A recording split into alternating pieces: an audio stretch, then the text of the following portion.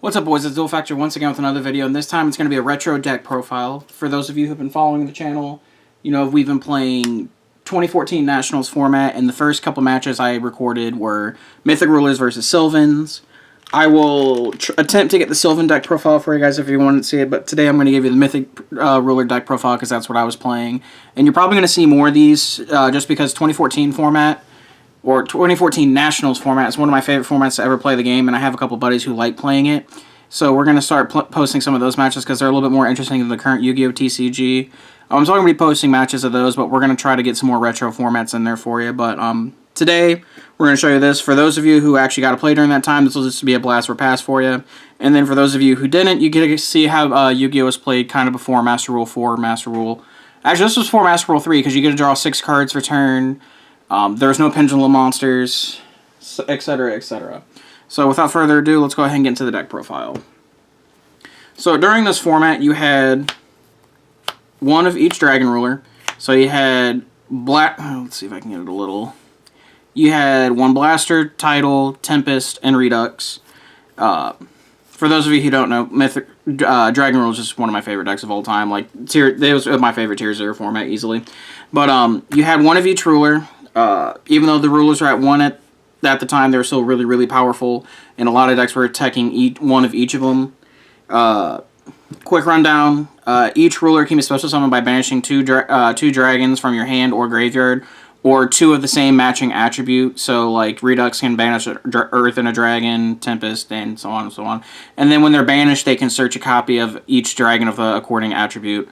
So this can search Fire Dragons, Water Dragons, Wind Dragons, and Earth Dragons. So, like I said, these were each at 1 apiece.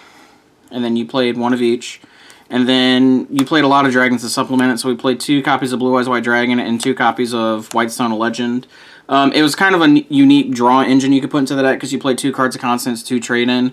And then we also had Soul Charge at the time, so what made it really cool was these cards can make Azurize, and Azurize was really good in 2014 format because there wasn't a whole lot of outs to it. For some other tuners, a searchable tuner through Tempest was Debris Dragon. This is the only wind tuner I play. Some people play Dragunity Corseska, but I cut that from my list. I think just playing the one Debris Dragon's better. And then, because we're playing, one of the big cards was Dragon Shrine, you had to play an increased normal count to get additional dragons, so you play 2 Flame Veil Guard. This is one that can be searched through Blaster, and it's just a 1-star normal tuner, so that's really important for making level 8 synchro plays and keeping your Dragon Shrines live for multiple dragons. We played 1 copy of Mythic Water, 1 copy of Mythic Tree. You could search these through Tidal and Redux. Mythic Water is really cool because it gives you synergy with Trade-In. And then Mythic Tree is really cool because it works with Debris Dragon because it can be brought back to make a rank 4.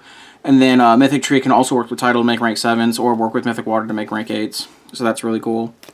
And that's it for the dragons. And then this is what I've been testing in this format. I was playing 2 Card Car.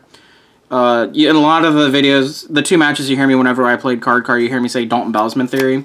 And that's because during this time when the format was really, really slow, you needed your deck to be, you wanted to make your deck as fast as possible. And Dalton Bowsman, for those of you who didn't know him, he was playing Fire Fist at the time and whatnot. And his theory is you should play Card Car in everything, just because it's like the best turn 1 play in Yu-Gi-Oh! So we're playing that, and it's unique in this deck because it's an Earth monster. So it works with Redux, it gives you extra Redux fodder. And then a lot of people debated on this. Currently, right now, I'm playing 2 Card Trooper versus Curry Bandit. But I like this card because it's infinitely better going second. It puts a lot of pressure on the board, and it's a floater. There's an argument you could play Curry Bandit, and I'll probably, if I continue to play this deck during retro formats, I'll probably start playing Curry Bandit because it gives you more access to Soul Charge. But for now, this is what I decided to play. Plus, it works with Debris Dragon, so you can summon Black Rose, and that's actually really important in this format. So that's it for the monsters. On to the spells. As you know, we're playing 3 copies of Dragon Shrine. It lets you see your dragons, and then like at this time, Dragon's Ravine was gone because of the previous format with Ravine rulers. So you need a way to get to your dragons, and Dragon Shrine was the best way to do it. It's still weird for me to think about this, but this card had just got released, so we had 3 copies of Soul Charge. This deck, this deck, Sylvans and Cat were the decks that easily played this card the best. Sylvan arguably played it better than this deck, but when this card first came out, The first real event you saw it do something was, I think it was ARG Virginia, where Hoban and Desmond Johnson both played a matching Mythic ruler list. And Hoban ended up winning the event, but both of them made top 8 at it, which was really cool. And they were, I think there was 3 Mythic ruler players that made top. But this card's insane. Like, you can, a way to summarize 2014 format was just Soul Charge Wars. Like, your opponent would make a board, then you would make a board, and then they would make a board the following turn, and then you just, like I said, it was a Soul Charge Wars. And it's actually a lot of fun. But it's just weird to me to think that this card was at 3 at the time. For more supporting spells, 3 copies of Upstart. Consistency is everything. Like I said earlier, for your draw engine, you played 2 consonants and 2 trade-ins. This deck, it was really slow. It was a slower deck because it was more like a 2-turn setup deck. But your late game was so good that you would take playing multiples of dead draw spells to have a guaranteed great late game, and that's why you just played the 2 and 2. And then you had 3 power 1-ofs. You had Burial, Gold Sark, and Foolish Burial. Foolish Burial is just like a 4th Dragon Shrine. Just getting to your dragons. Gold Sark can search any utility dragon you want, and Burial was just it was a god card. Then we're on to the traps. What gave this deck an edge over a lot of decks was 3 copies of Skill Drain. It turned off a lot of stuff in the format, although if you end up playing this format a lot, I don't think this card's very great against Hat, which is arguably the best deck during the time. Because their hands is out this no problem. But, I mean, every other deck you play that wasn't, like, Hat or, like, played hands, like, everything else, like, you just dominated. So there's that. And then 2 copies of Phoenix Wing One Blast, discarding Rulers with this, and discarding White Stone's Legend and whatnot. It was the freest thing in the world. Plus, it was a really good out to Vanity Spark. So there's that. And then you had the 1 copy of Bottomless and the 1 copy of Torrential. So that's the main deck. It is 40. And then on to the extra. I don't have a side put together right now because we were just playing at locals for fun. So there's that. But for the extra, the Black Rose Dragon, this was really cool. It's a field nuke, and it was a makeable level 7. Crimson Blader, this card was insane at the time because it turned off Sylvan. It also turned off the Mirror Match. Also, if you're playing Hat, if they drew into Artifact Sanctum, it kind of blanked it, so that was really cool. Spark over here for us TCG players. Spark Emptiness was insane. To go with that, you also had Stardust Dragon. This card was really good in the Hat matchup. It just turned off the hands. You had Colossal Fighter. This card wasn't... These 2 cards, let's go over it real quick. These 2 cards were insane under Skill Drain, because this could protect Skill Drain because it was off the field when it was resolving its effect, so it would resolve. And then Colossal Fighter was just a 28 stick under it that your opponent just couldn't out. It was insane. Scrap Dragon, move cards out of the way. As I was saying earlier, this deck had the unique ability to go into Azurize, and this card was insane. Because it was really hard for decks at the time to out this card. Also, it during the standby phase, not only does it revive Blue Eyes White Dragon, but it revives your Flamvell Guard because it's a normal monster. So that's a really, really cool interaction that you had.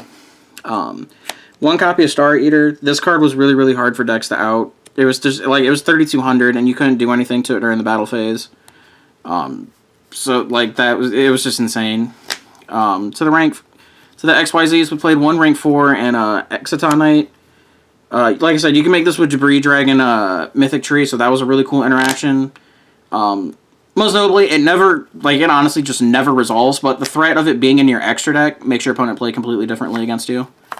So Excitonite, for your rank 7s, you played 1 Big Eye. This card was insane. And then you play 2 copies of Draco. Unless you made the mistake of leaving this in attack position against a rank 4 deck, it was really hard for decks to out this card. Plus, it's also a win attribute, so it works with Tempest. Arguably, probably one of the best rank 8s was Felgrand. It just got released at the time, and it was really, really hard for decks to deal with this. You played Helio. Blue cards, just blue boards out of the way. And then, Giant Grinder stole games. Like I said, I'm pretty sure one of the matches you see me steal a game from Skinner with making Giant Grinder and just burning his monsters through Soul Charge. And this card was just insane. There was other cards you could play, like, before Hat was like the big deck, I know some people were playing Dragulon, because Dragulon was honestly insane in the mirror match. And there's like a bunch of different ways to play this deck, but this is how I was playing it at the time. This is what I've been playing lately. Let me know what you guys think about these retro deck profiles. Like I said, if you want to see it, I'm going to try to get the Sylvan deck profile from Skinner. But if not, I'm going to come up with some more deck profiles from this format for you guys. And I'm still going to bring you regular TCG content for the current format. But if you liked it, always remember to like, comment, subscribe, let me know what you think in the comments below. And it's a lot of fun playing this deck, and it brings back a lot of nostalgia. So there's that, and we'll see you guys in the next video. Peace.